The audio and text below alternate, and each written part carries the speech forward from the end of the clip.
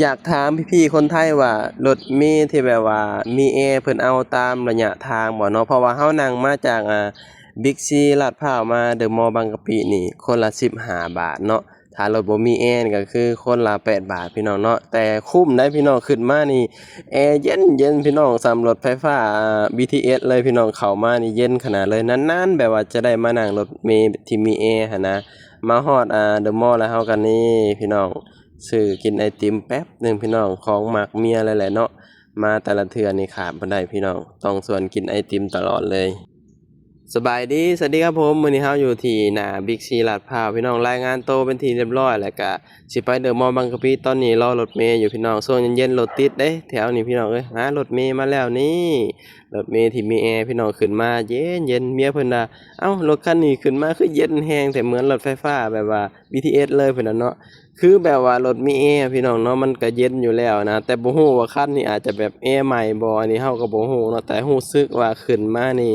เย็นแฮงพี่น้องเนาะเฮานั่งจาก Big C ลาดพร้าวไปเดอะมอลล์บางกะปิก็2คนน่ะ30 บาทพี่น้องเนาะ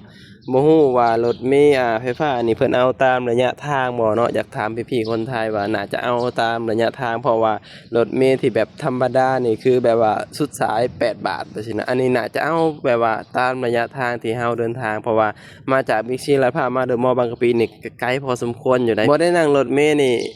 นานเลยพี่น้องหมายถึงรถเมล์ที่แบบมีแอร์แบบซี้นะโอ้แบบจำจะบ่ได้พี่น้องเนาะนี่ล่าสุดนี่มานั่งล่าสุดเลยพี่น้องนี่ขึ้นมานี่เย็นขนาดเลยพี่น้องเนาะปกติแล้วเราก็นั่งรถเมล์แบบว่าบ่มีแอร์แบบซี้นะพี่น้องสุดสายก็8 บาทซี้นะมื้อนี้ก็เมียเพิ่นเลยอยากมานั่งรถมีแอร์ลองเบิ่งพี่น้องนี่คนก็ใช้บริการหลายเด้พี่น้องเพราะว่ามันก็ เย็นสะดวกสบายใช่นะกับการเดินทางบ่ซี้นะพี่น้องบ่ฮู้ว่าราคานี่มันแตกต่างกับรถไฟฟ้า BTS จังไดพี่น้องเนาะหรือว่ามันถูกกว่าเฮาว่าน่าจะถูกกว่าเพราะว่ารถอันนี้น่าจะแบบว่าอาจจะแบบถูกกว่ารถไฟฟ้า BTS ไปซี้นะ BTS อาจจะแบบว่าแพงกว่าอันนี้เฮาบ่แน่ใจเนาะสำหรับคนที่ฮู้ก็คอมเมนต์มาบอกเด้อพี่น้องระหว่างรถเมล์ที่แบบว่า อ่ตามทางแบบซี้นะแล้วก็รถไฟฟ้า BTS นี่อันใดแบบว่าราคามันแพงกว่ากันจังซี้นะระยะทางแบบซี้นะพี่น้องแต่เราเชื่อว่าเขาเจ้าก็คิดตามระยะทางบ่อันนี้เราก็บ่ค่อยรู้เรื่องนี้ปานใดพี่น้องเนาะแต่ว่าเราว่าน่าจะแม่นเพราะว่าเรานั่งมา2คนจาก Big C ลาดพร้าวมาเดอะมอลล์บางกะปินี่เพิ่นเอาเรา30 บาทแบบซี้นะก็คุ้มเด้พี่น้องเนาะเพราะว่ามันเย็นนะพี่น้องเนาะมันเย็นขึ้นมาแล้วมันแบบ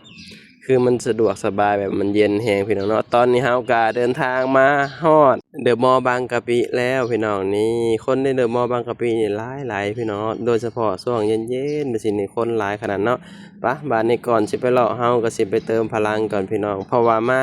แต่ละครั้งนางก็บ่เคยพลาดพี่น้องเพราะว่าเป็นร้านประจำนางเลยนางมักกินร้านนี้พี่น้องมันแซ่บพุ่นน่ะเนาะ ก็แล้วแต่ไส้เด้อพี่น้องนี่มีให้เลือกเนาะ59 บาท49 บาทแล้วแต่เนาะนางก็เลือกประมาณ49 บาทพี่น้องเพื่อที่จะเอาไปนั่งกินแล้วก็สิได้พากันกลับได้พี่น้องเนาะค่อยขับยามแลงแล้วมันเริ่มค่ำแล้วถ้าค่ำกว่านี้รถมันก็สิติดแฮงแถวนี้พี่น้องเนาะนี่ได้มาแล้วเดี๋ยวเฮาก็สิไปนั่งกินไอติมแป๊บหนึ่งพี่น้องแล้วก็สิไปหาเลาะลิ้นแล้วก็สิพากันกลับพี่น้องมื้อนี้ก็บ่มีหยังหลายพี่น้องชีวิตในเมืองใหญ่ปะ มาหานั่งกินไอติมเย็นๆก่อนพี่น้องนี่บ่นั่งก็หลายเด้พี่น้องเขาเจ้าก็ซื้อแล้วเขาเจ้าก็มานั่งกินไอติมนี่แหละพี่น้องกินมานั่งกินไอติมพี่น้องนี่ไอติมเฮาเนาะแซ่บๆเด้พี่น้องร้านประจำของเมียนี่มาแต่ละครั้งแถวเดอะมอลล์บางกะปินางก็ชวนมากินร้านนี้ตลอดเลยก็เลยแบบว่าพานางมากินแล้วก็สิพากันแบบว่าเดินห่างหน่อยหนึ่งก็สิพากันกลับพี่น้องเนาะเพราะว่าสิ้นเดือนน่ะพี่น้องเนาะสิ้นเดือนนางอยากไปสวนลุมนางว่าเนาะเพราะว่าเฮาสิพาเมีย ไปเที่ยวข้างนอกไกลๆประมาณเดือนละเทื่อพี่น้องเนาะถ้าเกิดว่าไปบ่อยหลายก็บ่ไหวเพราะว่ามันเสียเงินถามว่ามันเบิดหลายบ่มันก็สำหรับคนอื่นอาจจะบ่หลายสินะสำหรับซุมเฮา200-300มันก็หลายไปสินะก็เลยว่าไปเดือนละครั้งเอาไปสินะเนาะก็เลยพากันคุยกันว่าไปเดือนละครั้งพอไปสินะไปข้างนอกที่มันไกลๆนะพี่น้องเนาะนั่นแหละก็สิได้ถ่ายบรรยากาศข้างนอกให้พี่ๆได้เบิ่งได้ชมไปสินะพี่น้องเนาะเพราะว่าการที่เฮาไปข้างนอกไปสิเฮาก็ นั่นแหละพี่น้องไปเที่ยวนํแล้วก็ไปถ่ายคลิปนำแบบนี้นะพี่น้องไปเปิดหูเปิดตาแบบนี้นะพาเมียไปเดือนละครั้งพี่น้องเพราะว่า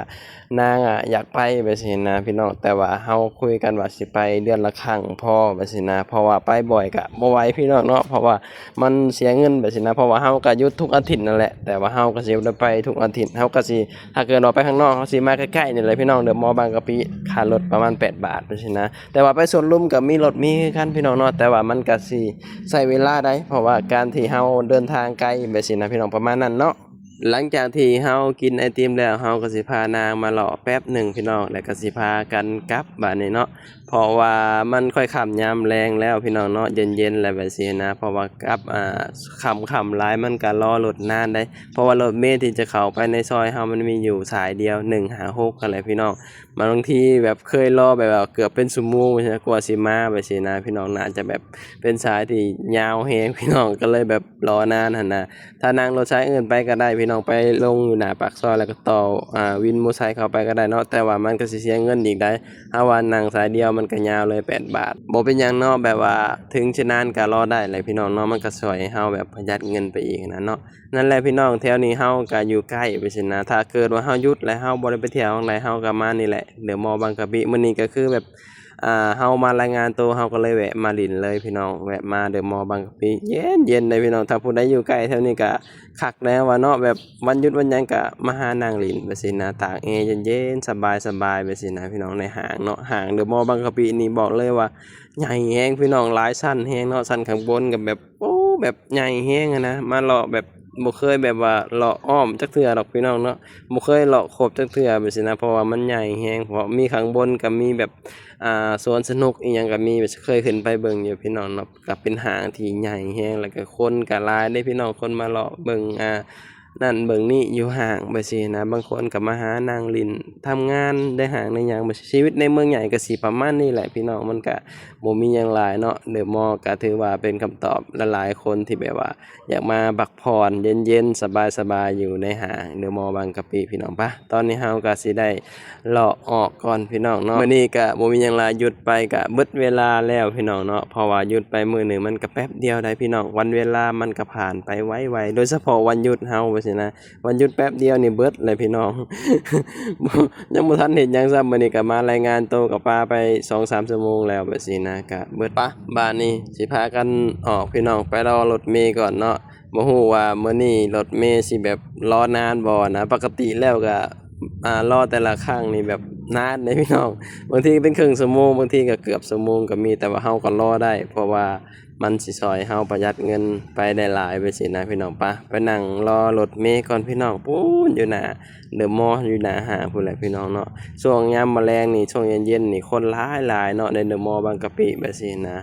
นั่นแหละพี่น้องบรรยากาศก็สิประมาณนี้ในเมืองใหญ่นี่พี่น้องในเดอะมอลล์บางกะปิพี่น้องเป็นห้างที่ใหญ่แฮงพี่น้องป้าบ้านนี้เฮาก็สิได้ไปนั่งท่ารถเมล์ก่อนพี่น้องบ่ฮู้ว่ามื้อนี้สิได้รอนานส่ำใดพี่น้อง